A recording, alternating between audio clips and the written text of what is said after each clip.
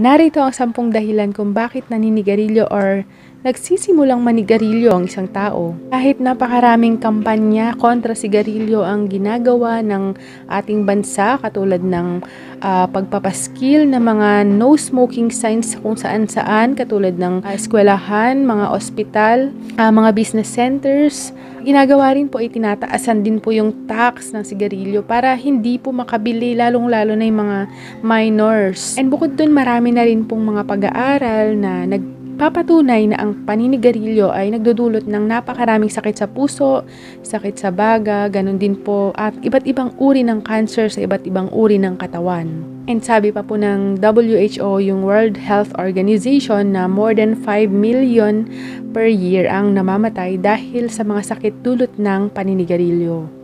Pero magtataka kayo, bakit marami pa rin ang naninigarilyo?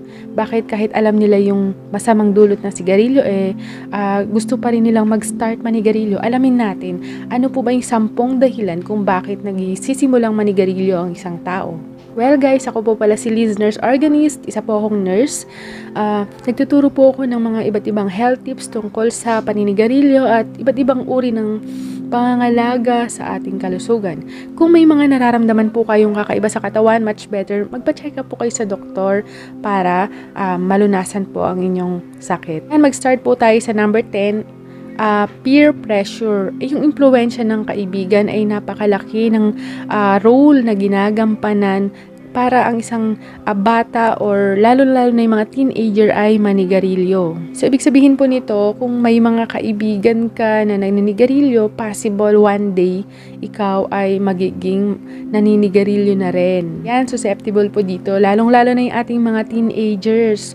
Kasi marami ang pagbabago sa kanilang katawan, hormonal changes na nagaganap. So, ang kanilang binabalingan ay pagyoyosi. Diyan yung mga panahon na mas nag-o-open sila ng kanilang problema sa mga kaibigan nila kaysa sa kanilang mga magulang. So, if yung kaibigan mo or yung mga friends mo ay isa dyan ay nanigarilyo, possible na lahat kayo mahawa ng bisyo na yan. And ang ending, magiging addict kayo at mahihirapan po kayo na tanggalin yan. Number 9, social reward. So, may kaugnayan din po ito sa peer pressure. Kapag ka naninigarilyo kasi yung mga friends mo at ikaw ay nanigarilyo din, parang feeling na tanggap ka sa kanila, tanggap ka, in ka, ganyan. Pag may mga lakad sila, lagi ka nilang sinasama, ganyan. Tanggap ka nila kasi naninigarilyo ka rin. Yun nga, kaya naninigarilyo sila kasi gusto nila magkaroon sila ng maraming kaibigan. Number 8, meron silang risk-taking behavior. Yung parang gusto nila yung nagpapasaway sila kasi parang gusto nila astig sila, ganon. Pwede rin dahil sa nagre-rebelde sila, para mapansin sila. So, di ba nga sa atin, ang paninigarilyo is illegal na sa panahong to. So, lalo-lalo yung mga kabataan. Kapag ka nakakalabag po kasi sila, lalo silang na-excite. Nagkakaroon sila ng thrill. Kaya, yosi sila ng yosi para ma-excite sila na feeling nila astig sila at hindi sila kayang salagin. Number 7, parental influence. Ibig sabihin, malaki ang impluwensya ng magulang kapag ang isang bata ay nanigarilyo. Ayon sa pag-aaral, ang mga anak ng mga smoker ay mataas ang chance na sila ay manigarilyo din pagdating ng araw. O kaya yung mga magulang na hindi nga naninigarilyo, pero hindi naman po sila nagbabawal or hindi naman nila ginagawa yung tinatawag na parental guidance. So, kung may mga pinapapanood po sa telebisyon na mga naninigarilyo, hindi nila pinagsasabihan yung anak nila, o anak, masama yan. O anak, wag mong gagayahin yan, masama sa kalusugan yan. Kung yung magulang nyo ay hindi ginagawa yun, hindi ginagabayan yung atin pong mga anak sa kanilang mga pinapanood, sa TV, sa internet, malamang kapag wala kayong pakialam, mataas yung chance na sila ay manigarilyo pagdating ng araw. May mga magulang din na pinapakita nila na socially acceptable or katanggap-tanggap ang paninigarilyo. Ayan, nakikita kasi yan ng mga anak natin. So, kailangan mag-react ka. Huwag mong sabihin katanggap-tanggap ang paninigarilyo. Sabihin mo mali, masama sa kalusugan yan. Para pagdating ng araw, hindi sila masumubok ng sigarilyo. Tatatak kasi sa isip ng bata yan kung ano-ano yung nakikita nila sa mga magulang, kung ano-ano yung nakikita or naririnig nila sa mga magulang, isa sa puso at tatatak talaga, matatanim sa kanilang isip. Kaya ang pagiging magulang talaga talagang napakalaki ng role para maimpluwensyahan ang isang bata sa kanyang mga gagawin sa kanyang paglaki. Guys, para to sa mga smokers, ano po ba yung dahilan kung bakit kayo nag-start manigarilyo? Comment nyo po sa baba para po mabasa rin po ng iba. And kung gusto nyo po ang videong ito, huwag nyo pong kalimutang i-share, i-like, subscribe at mag-comment po kayo para makatulong po sa akin, sa algorithm, and para marami rin po ang makapanood po ng atin pong video. Number 6, misinformation. Ibig sabihin maling paniniwala.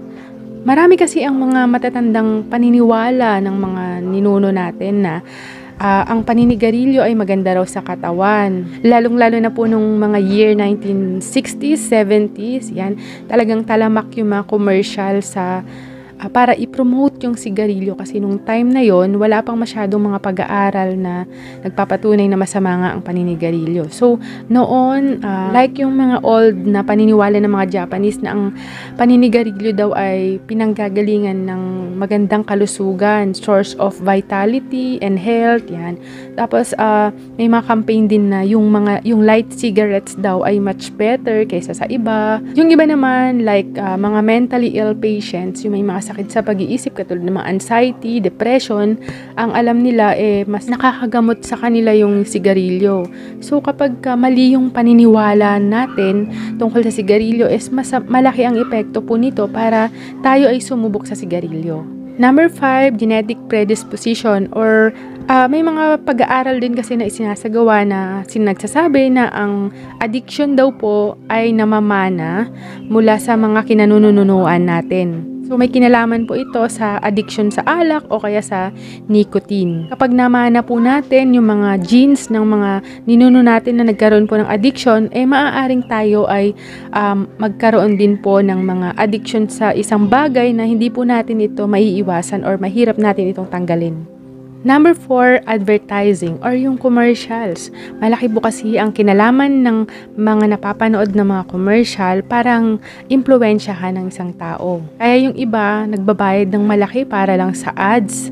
Talamak ito lalong-lalo na po nung 1980s, 70s, yan. Kung nung mga times kasi na yon wala pang mga ginawang mga pag-aaral tungkol sa masamang epekto ng sigarilyo. So, nung panahon na yon napakaraming commercial na nagsasabi na napakaganda ng dulot ng sigarilyo sa ating katawan. Kaya napakaraming mga patalastas noong panahon na yon tungkol sa sigarilyo. Pwede nyo i-search po sa YouTube or sa Google yung mga iba't ibang ads tungkol sa yosi. May mga nakalagay pa nga dun sa nakita ko na may mga doktor daw na nurses na nagpo-promote ng sigarilyo noong mga panahon na yon. Pero ngayon, iba na. Yung ating gobyerno gumagawa po ng paraan para magpakita po na maraming commercials na nagsasabi na ang paninigarilyo ay dangerous to our health. Malaki ang ibinaba ng mga taong naapektuhan po na sigarilyo compared nung mga later years or later decades. Number 3, ito po yung talamak ngayon, yung self-medication. Ginagawa kasi nilang gamot ang yosi laban sa tension, sa kirot na nararamdaman nila.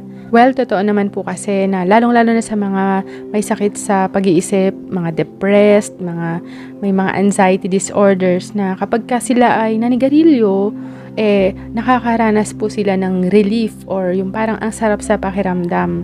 Dulot kasi po ito ng napakaraming chemicals na nasa sigarilyo. Almost, I think, 60,000 and unfortunately po, yung mga positive sensations or yung sarap sa pakiramdam na nararamdaman po nila ay dulot po ng nicotine.